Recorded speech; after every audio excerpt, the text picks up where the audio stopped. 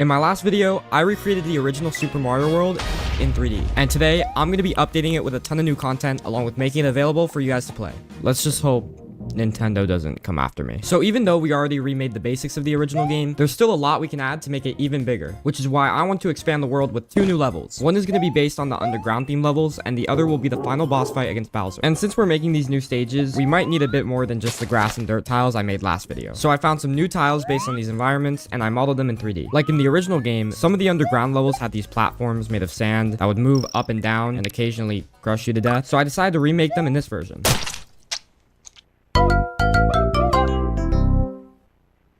So Mario's dead, but we don't have to worry because I have the perfect replacement. So in the original game, Luigi was actually a playable character. I decided to bring him back and make him more than just a color swap. So I went ahead and made all of his models unique to Mario's. If I were to design Luigi's new models based off the original game, he would look like this. So because of that, the design is actually based off of his appearance in Super Mario All-Stars. So now that we have both players working, I couldn't update this game without adding its most iconic power-up. In the original game, the cape feather allows the player to fly and pretty much bypass the entire level. So I knew I had to make this feel just as fun and overpowered in 3D. The first step was getting the cape's physics to work, which took some time. Once I was able to get the takeoff working, I made it possible for the player to float by tapping the jump button while in the air. And if being able to fly wasn't powerful enough, you can also use the cape to take out enemies with the spin attack. So we've been able to add these new environments, but it's looking pretty empty. So it's time to add some new enemies. I already remade the piranha plant last time, but I thought I'd try something new. So these giant piranha plants only appear in the underground, and all they really do is block the player. And since I need more variety in the underground levels besides just big plant, I decided to add the most annoying underground enemy, the swooper. These guys will hang on the ceiling waiting for the player, and once you get close enough, they'll attack. So I recreated them with the same behavior. Once Mario gets within range, they'll glide down and try to hit him and then fly back up. So having 1 or 2 around is usually no problem, but when stuff like this happens, it's never a good time. The next enemy I worked on recreating was the Koopa. There are 2 types of Koopas. The major difference between the 2 is the red one avoids falling off of platforms, and the green one... Yeah, so Koopas aren't the smartest, but not all of them are destined to walk off a cliff because some can actually fly, kind of. If you put some wings on a Koopa, it becomes a paratroopa. And these guys aren't very threatening since they just float up and down, but at least they're not walking into pits of lava, so that's a bonus. If you jump on a paratroopa, they'll lose their wings, so even though they might look like an upgrade, they're really just one stomp away from, you know... Hitting a normal Koopa will not only turn it naked, but it also drops the shell. The player can kick the shell around, and you're even able to pick up and carry the Koopa shells to launch at enemies. But why carry them yourself when you can have someone else carry them for you? Luigi! No. Just like in the original game, Yoshi can grab a shell with his tongue and store it in his mouth. And once you're ready, he'll spit it out and fire it across the stage. But if Yoshi eats a red shell, instead of just spitting it back out, Yoshi will actually breathe fire. So now that the enemies are done, all we have left to do is create the final castle level with the boss fight against Bowser. Since it's hard to make it through any castle level without running into multiple pools of lava, I need to make sure I could translate this over to 3D. So I started by giving the lava a wavy animation, kind of like what it does in the original, and then I had to make sure falling into it is instant death. But since plain lava isn't deadly enough, somehow, why not make it even more dangerous with these guys? Lava bubbles will launch up into the air and then drop back down into the lava, and you can even put wings on them, which is terrifying. And just like the normal lava, touching a lava bubble is probably not the best idea. The only way to unlock the door to Bowser is to hit 3 switches, each found in 3 different rooms of the castle. For each switch, you'll have to complete some type of challenge, like dodging flying lava bubbles, parkouring over lava, or throwing a shell and hitting a block over a pool of lava. If you haven't noticed yet, there's a lot of lava in this level. Once you manage to hit all 3 switches, the door to the final room will open. And all this has led us to the grand finale with the fight against Bowser.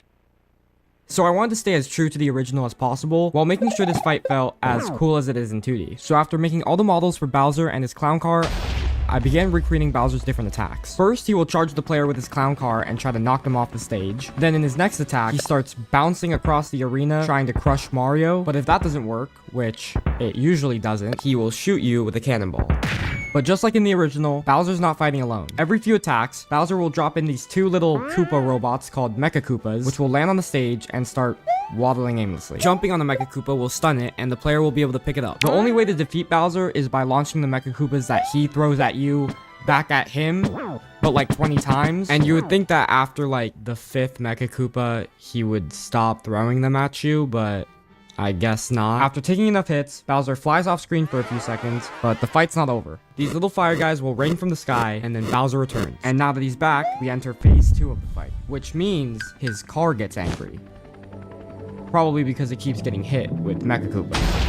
And Bowser gets a lot stronger. So now the player has to dodge even more attacks while grabbing Mecha Koopas whenever he gets a chance. Then if you land enough hits in phase 2, Bowser spins out of control and he dies. And with Bowser defeated, we finally save Princess Peach, who is definitely not just Luigi with a picture of Peach's face on his head.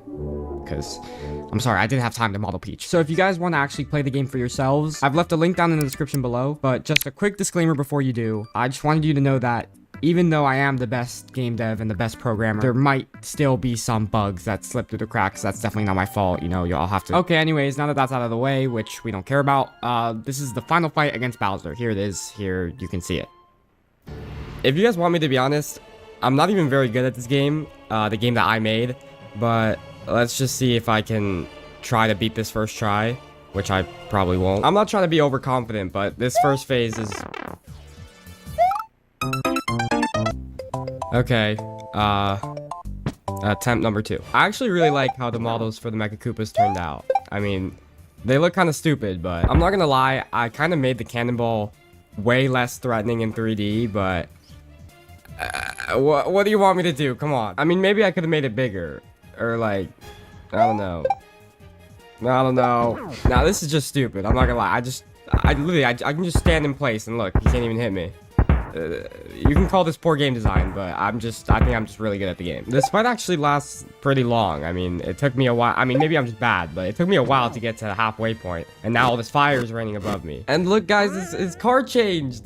That's what I made his car. That's what it does in the second phase. His car, the eyes, they changed.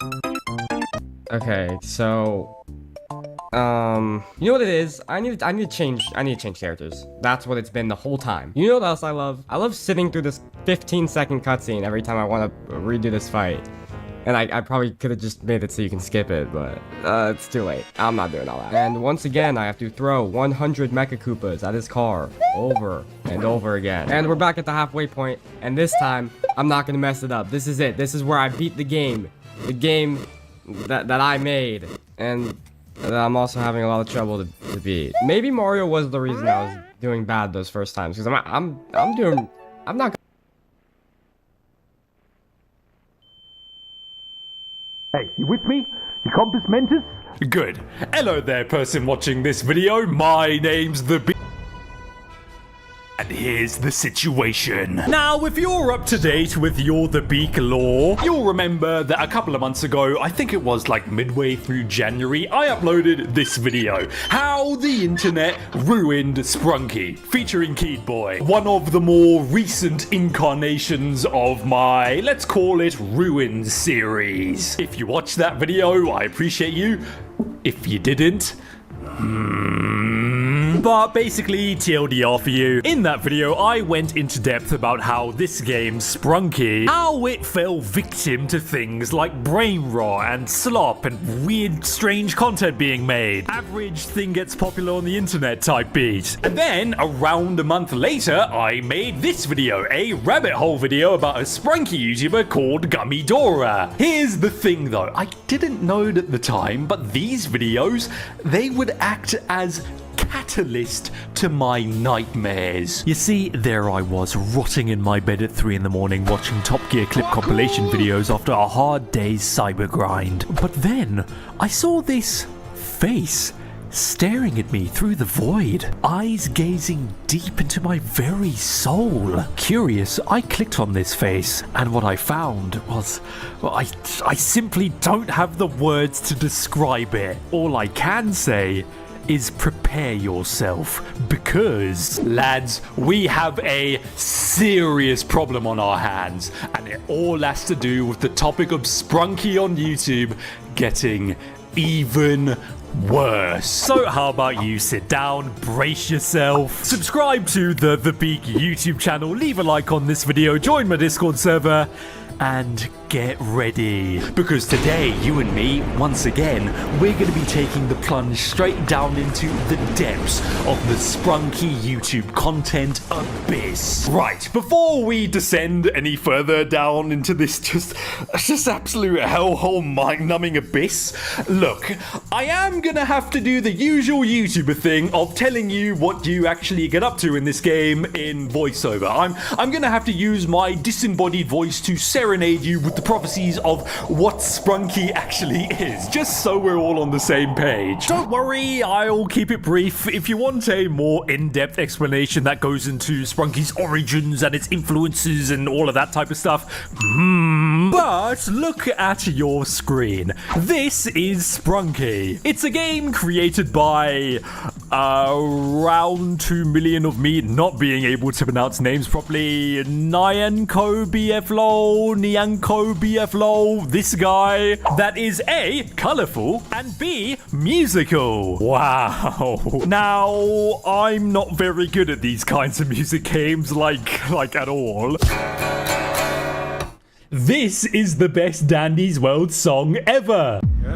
But plenty of other people have used Sprunky to create a whole bunch of different songs. If Mozart was around today, he'd probably be a Sprunky music YouTuber. Thing is though, look, that's all pretty damn obvious. Let's hone in on the facts. What is the beating heart of Sprunky? Well, it's this game, Incredibox. At its core, Sprunky is an game built off of the foundations of Incredibox. You click the item, drag it onto the funny man, he makes a sound, combine the sounds, there you go, music, yippee. And yeah, it's as simple as that. But I wonder what this item does.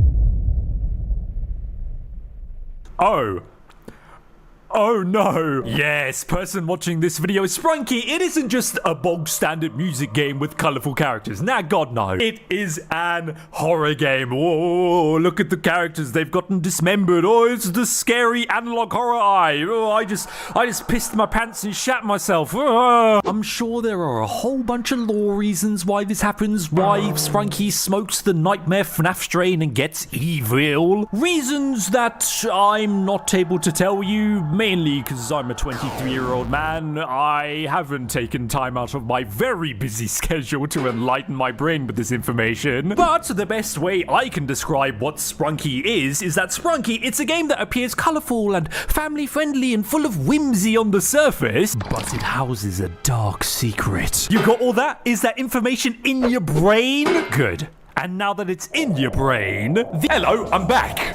In the flesh. Now please, consult the graph behind me. Do you want to know what this is?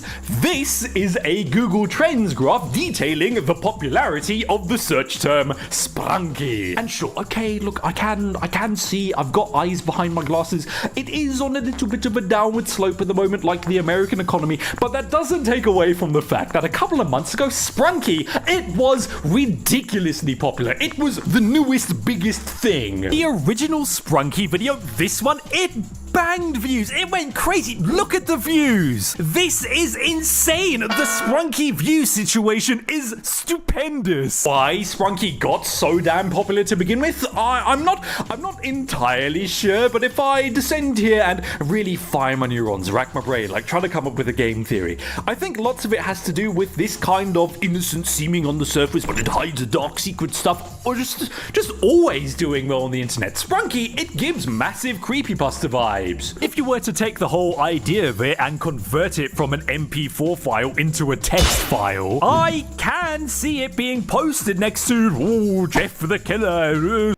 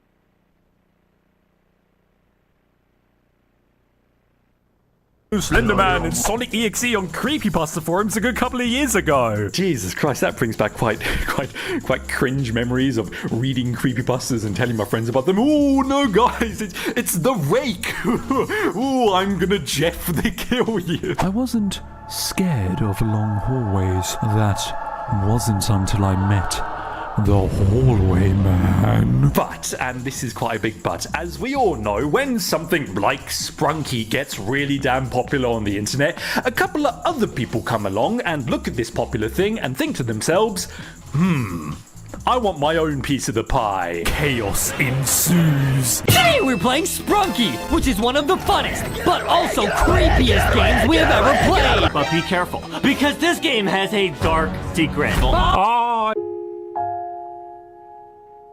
Thing is, though, where this trend hopping gets really bad, it isn't with brain rot or bootleg merch or slop Roblox games. Nah, God no. It's when people start making stuff like this. And now you get to watch a 23-year-old man lose his mind on camera.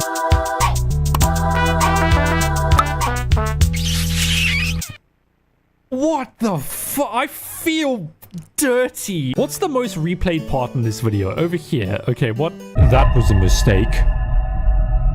That was a very big mistake. Now, person watching this video, do you want to know what I think you and me, what we should do real quick? I think we should check up on, yeah, I think it's pretty safe to say this, a YouTuber who was the main character of one of my previous videos. This guy, Gummy Dora. Now, quick lore lesson for you in case you don't know who Gummy Dora is or if you've just forgotten. Gummy Dora is a YouTube channel that's got close to 6 million subscribers. And for years, whenever something gets popular on YouTube, he's been uploading peak like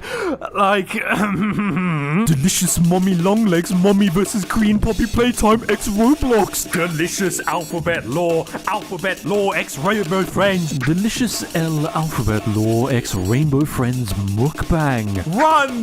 Jevon and Boba are chasing you, Sprunky sad story. I can't show you any of these thumbnails, by the way, because I like having my YouTube channel, and I swear to God, if Gummy Dora is the reason why I go to the Shadow Realm, I'm gonna fucking lose my mind. But now that you know who Gummy Dora is, I think it's time that we check up on this channel, because maybe, just maybe, after the video I featured them in, maybe they've turned a new leaf, maybe they've moved on from making weird, sprunky animation videos and have started to make something of actual substance. Nope! Gummy Dora is still going strong, uploading this, in quotation marks, content. Kiki and Boba are being hunted. Kiki Boba sad origin story. Pinky Orin, look at me, I'm hurting.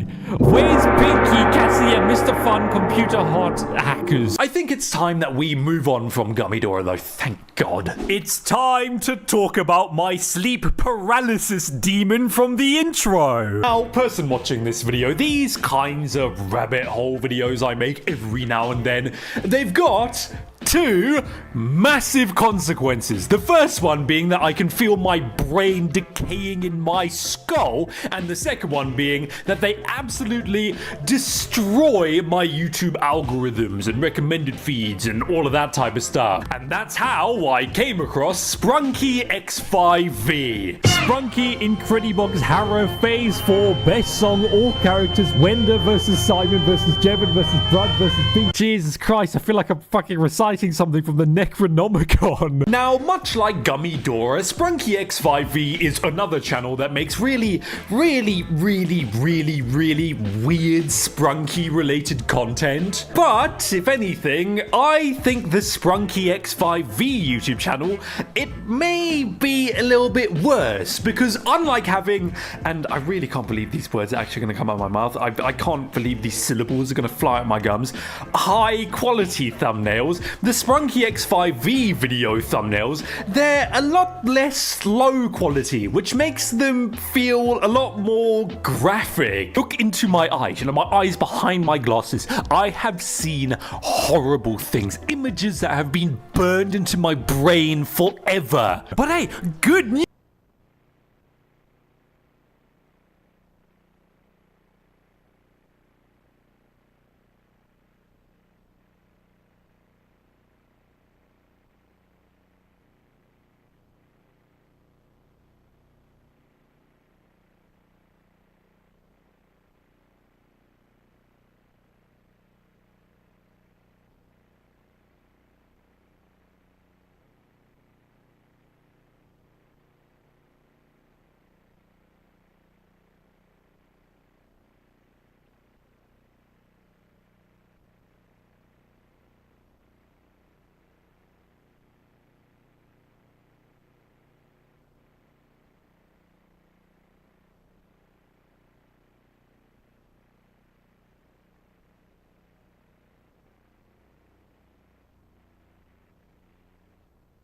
news person watching this video. The other day when I was hovering around this channel, having a look, scarring my poor South African brain, I noticed something like a whole bunch of other kids' channels, Sprunky X5V.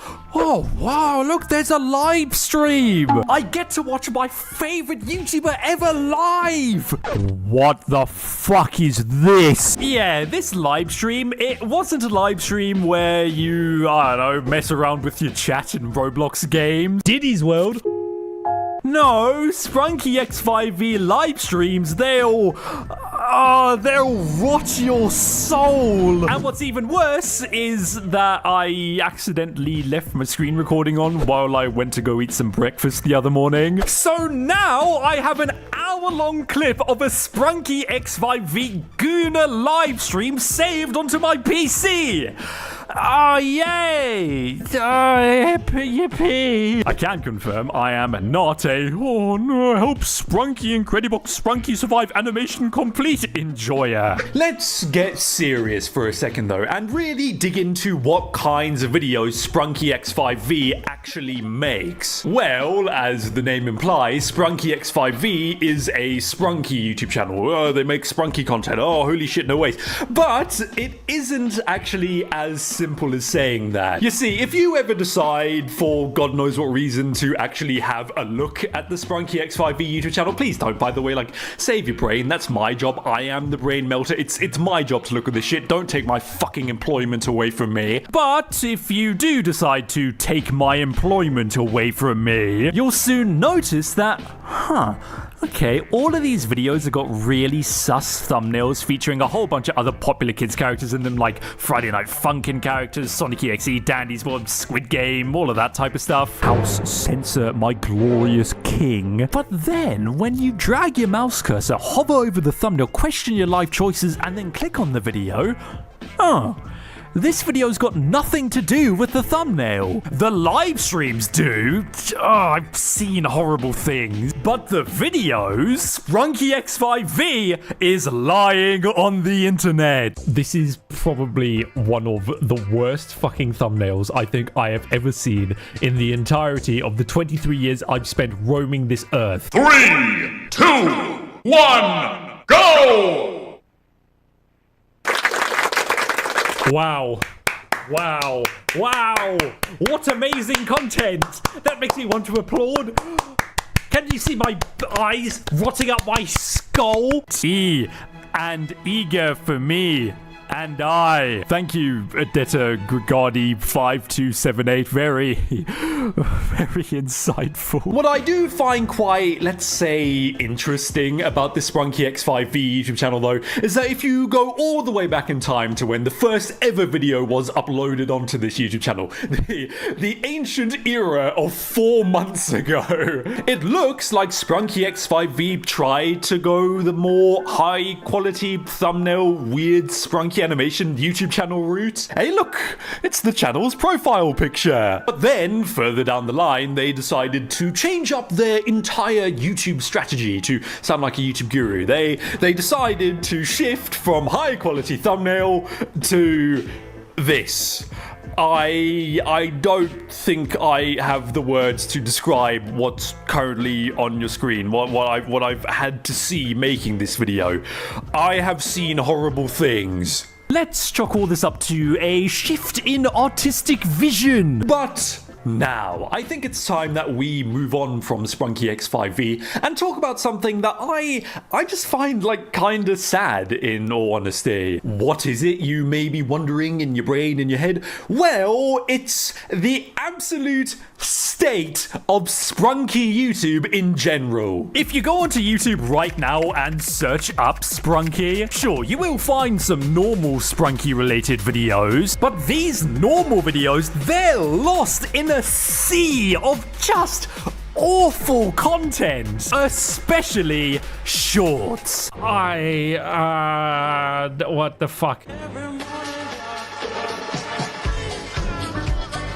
You're a weirdo if you unironically watch this stuff, by the way. I just want to throw that out into the ether. You're just fucking...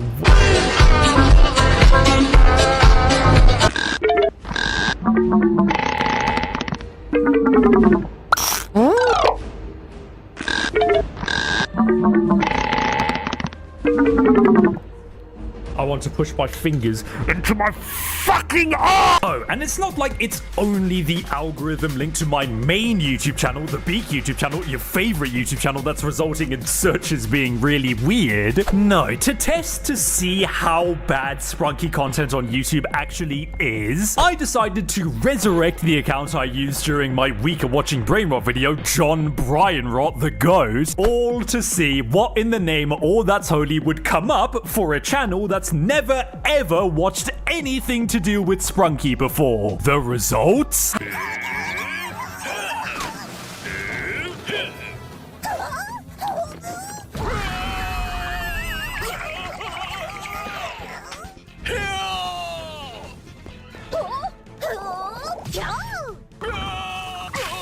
However, let's pause the reaction clips and stop the music real quick, because I have something I want to show you. During my John Brian Rot flavored descent into madness, I discovered a Sprunky YouTube channel that, if anything, it may be the worst one of them all. This is Slimecat. Now, who is Slimecat, you may ask? Well, Slimecat is a YouTube channel with close on 7.5 million subscribers that's been uploading really weird content about current popular kids thing for literal years, even longer than Gummy Dora, Poppy Playtime, Five Nights at Freddy's, Rainbow Friends, Alphabet Law, Sprunky. Nothing is safe from Slimecat. And I think this sheer length of time uploading this just absolute filth. It makes them the absolute worst. Once again, thumbnails have nothing to do with the actual content. This is like a running theme throughout this side of YouTube. Just complete awful degen thumbnail, complete slop nothing content. But do you want to see what this content actually does to a person, a real life organic being?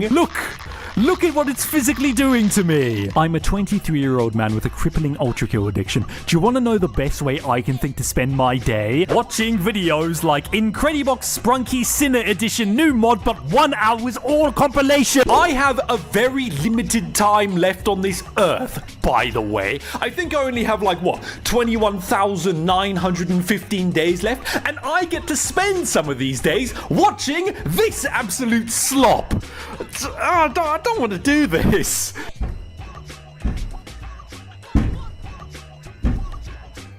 I don't want to do this anymore. I want you to end the horrors, please. Please. End my misery and my suffering. Being completely honest, I do think watching videos from creators like Slimecat is actually taking years off of my life, but that's all besides the point. So where does that leave us? Well, I think it's time that we take all of this info and link the dots. Right, as we established earlier, Sprunky is an game based on Incredibox that got stupid popular a couple of months ago. The results of said popularity, besides bootleg games and slop lankybox type content farm videos metamorphosizing into existence, this popularity has led to a whole bunch of channels on YouTube creating awful, disgusting videos featuring Sprunky characters or other popular kids characters in the Sprunky format. Some examples of these kinds of channels being the 3 that we spoke about today. Gummy Dora, a channel who hasn't slowed down making this kind of content at all. Sprunky X5V, a new channel with some of the worst thumbnails and worst live streams known to man. And Slimecat, a channel that's been uploading this awful content for literal years. And you want to know one of the main consequences of channels like these existing and making videos like the ones they do? The entirety of the Sprunky search term on YouTube becoming polluted with this awful, horrible content. The current state of Sprunky YouTube, it's just abysmal. And while I do have my game theories about why channels like these come into existence and make the content that they do and just flood YouTube with really strange shit, I don't think I'll ever wrap my head around it. But what do you think, person watching this video? Let me know in the comments. Thanks for watching. Be sure to leave a like on this video, subscribe, join my Discord server, usual YouTuber buzzword type stuff. And yeah, I think once I'm done talking into a camera with a green screen behind me, I honestly think I need to go wash out my brain with soap. So yeah, I'll see you soon. Subscribe to the Beak.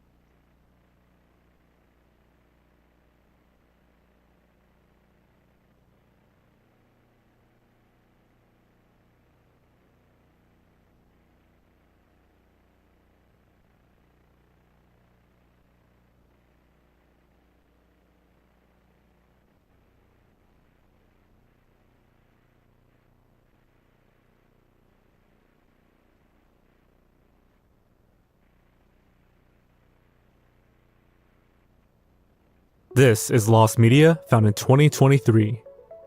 Yuri the Spaceman. One of the earliest pieces of Lost Media I talked about on this channel was Yuri the Spaceman, an obscure French Cartoon Network show that aired in 2002. Comprised of 3-minute episodes, it followed the adventures of an astronaut named Yuri, who was stranded on the moon. Information about the series was scarcely available until 2014, when missing episodes started appearing throughout the years. And on New Year's Day of 2023, the remaining lost episodes were found by Floor-Licking Crud. He stated on Reddit that he had recorded the series back when it was still airing on Cartoon Network. The Diamond Brothers, South by Southeast. Originally airing on British children's network CITV in 1991, The Diamond Brothers, South by Southeast was a 6-episode adaptation of the third entry in the Diamond Brothers detective book series. While the book series has assembled a fan following throughout the years, this miniseries is relatively obscure and unknown, primarily due to it only airing that one time throughout 1991. Fast forward to 2021, when the YouTube channel Dragonarch Productions uploaded the 1-minute series intro. The uploader confirmed that the entire series was in their possession, though refused to release it due to copyright concerns. It wasn't until July of 2022 that the first episode was uploaded in full by a user named Matthew Hopkins. This same user would gradually upload all 6 episodes by January 2nd of 2023, marking the entire series found. Sesame Street, Gymnast, and Dina and Pearl skits. A lot of Sesame Street's earlier content has been lost or extremely difficult to come across, but in January, some of their rare content appeared online. First are the Gymnast segments, in which a female gymnast demonstrates various concepts through her performance. Only 2 of the 8 segments were accounted for, until this year when the entire series was found on New Year's Day. Next is Dina and Pearl, a quirky duo that never found much popularity. They appeared in a grand total of 4 skits before being forgotten about. Now, most of them are online, albeit in different languages. A few days after the gymnast segments were found, Dina and Pearl's English skits were also rediscovered. Landy NES. There is absolutely no shortage of modern game emulators around today, but among the very first to exist for the Nintendo Entertainment System was created back in 1996, known as Landy NES. It was created by a man named Alex Kravisky, known online as Landy. Despite only reaching the beta stage of development, Landy NES will later become the basis for the iNES emulator that pioneered the .NES file formats. After this, Landy became lost, as better emulators took its place. That is until 2023, when Twitter user WaluigiBSOD announced they had discovered Landy NES on Jason Scott's Disc Master website. Apparently, the emulator was included in the ISO of a CD called Hacker's Chronicle. Though the funny thing is that the ISO of said CD was uploaded to the Internet Archive way back in mid-2020 by a user named Shiva Shah. It just goes to show that lost media can be hiding anywhere. Space monster Wang Magui. Southeast Asia saw a boom in kaiju movies during the 1950s to 1970s, but many of them have become lost. Space monster Wang Magui was among these films. Unlike other lost kaiju films of that era, it was well documented and preserved, being listed in 3 separate film archives and shown at film festivals on occasion. Despite that, this film never saw a home video release. While this movie was confirmed to still physically exist, it wasn't readily available to the public.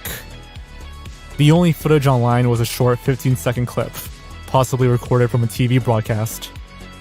SRS Cinema, a North American low-budget film distributor, announced that they had obtained the rights to Space Monster Wang Magui in June of 2022. Following this, the movie saw its first official Blu-ray release on January 13th. De Blob DS. Not to be confused with The Boy and His Blob, which was found last year, De Blob is yet another unreleased DS game that was recovered in January of this year. Developed for the Nintendo Wii by THQ, this DS version was originally intended to release in tandem with the Wii game in 2008. While an abundance of articles mentioned the upcoming DS port, no screenshots were even seen, and this De Blob DS was quietly cancelled. The little information given suggests that this port may not have been that far in development. On January 21st, a video uploaded by fellow YouTuber Rebel Taxi unveiled footage of the Blob DS that came from a debug build they received from an anonymous source. It's fairly short and only features 3 stages. The full ROM was made available by Rebel Taxi that same day. The Jenny Jones Show, Same-Sex Crushes. In 1995, daytime talk show The Jenny Jones Show taped an episode titled Same-Sex Crushes, in which a man named Scott Amadeur revealed his secret crush to his coworker, Jonathan Schmitz. A few days later, the two ended up going out for drinks, and it allegedly got sexual. Amadeur left Schmitz a suggestive note, but Schmitz didn't respond too favorably. He withdrew some money, purchased a shotgun, and killed Amadeur. Shortly after, he phoned the police to confess his crime.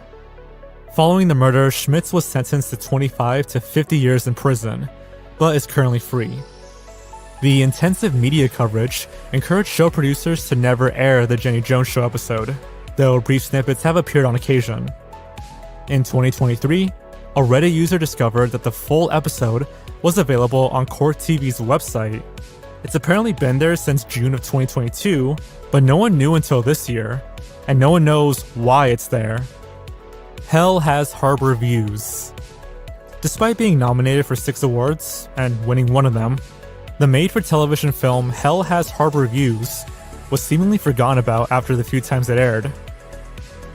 The plot involved a lawyer named Hugh Walker, who gets entangled with a journalist named Caroline, while also discovering a scandal within his office. All that was available was a 2-minute clip and a few stills, until this year, when the YouTube channel The Aussie Archivist uploaded the film online. You Can't Do That on Television. You Can't Do That on Television was a Canadian sketch comedy series that ran from 1979 to 1990. Despite not originating on Nickelodeon, the series is considered the origin of Nickelodeon's trademark green slime, as the show's cast often had slime dumped on them during skits. The show saw consistent reruns up until 1994. It then saw brief airings on TNIC's retro TV block, The Splat. No home video release occurred, and the full catalog of episodes was lost. Though it was rumored that every episode's masters were destroyed at some point, select episodes were gradually being recovered from home VHS recordings and through vintage encodes, shared during the early internet. Some episodes were even officially released through Paramount Plus in 2021. Finally, on January 26, 2023, the last remaining episodes were uploaded to the Internet Archive and Mega.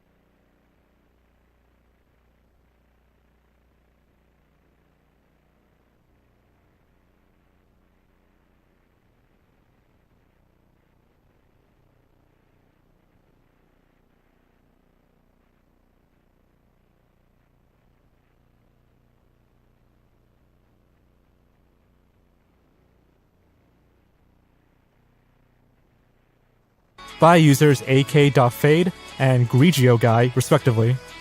Our Footloose remake. This one's a bit confusing, but basically, Footloose is a super iconic 80s film that we've all probably heard about. In 2008, a remake was announced. Following this announcement, two producers named David Seeger and Tim Markowitz made their own parody movie called Our Footloose Remake, released in 2010. It was originally intended to mock the official remake and split the work up among 54 different filmmaking teams. This resulted in a collage of wildly different scenes, varying in direction and tone. Our Footloose remake saw a modest premiere at the Downtown Independent Theater of Los Angeles. 1 year later, in April 2011, the full film was uploaded to Vimeo by David Seeger. The movie was available until a copyright complaint removed it in 2018. Following this, the search for the film resulted in locating each individual filmmaker responsible for the 54 unique scenes and seeing if they uploaded their part online. Only 18 scenes were recovered this way, and after some time, Our Footloose remake surfaced once again in full, courtesy of archive.org user Rob T. Firefly.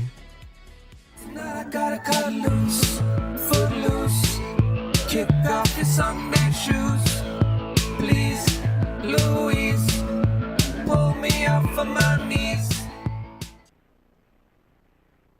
Muppet Guys Talking, bonus content. The 2017 documentary film Muppet Guys Talking is exactly how it sounds. 65 minutes of conversation between 5 Muppeteers. The film was directed by Frank Oz, known for his extensive work on The Muppet Show and Sesame Street. Muppet Guys Talking had a very limited distribution, premiering at the SXSW Film Festival before becoming available solely through its website. While outtakes and clips were recovered in the years following, the full film was eventually uploaded to the Internet Archive by user Todd409.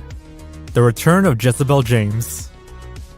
This short-lived Fox sitcom saw a brief run in 2008, as only 3 of its 7 episodes officially aired due to low ratings. The show followed a children's book writer and her relationship with her estranged sister. While Fox never aired episodes 4 through 7, all episodes were available for purchase on the iTunes Store 2 months following the cancellation, though were later removed.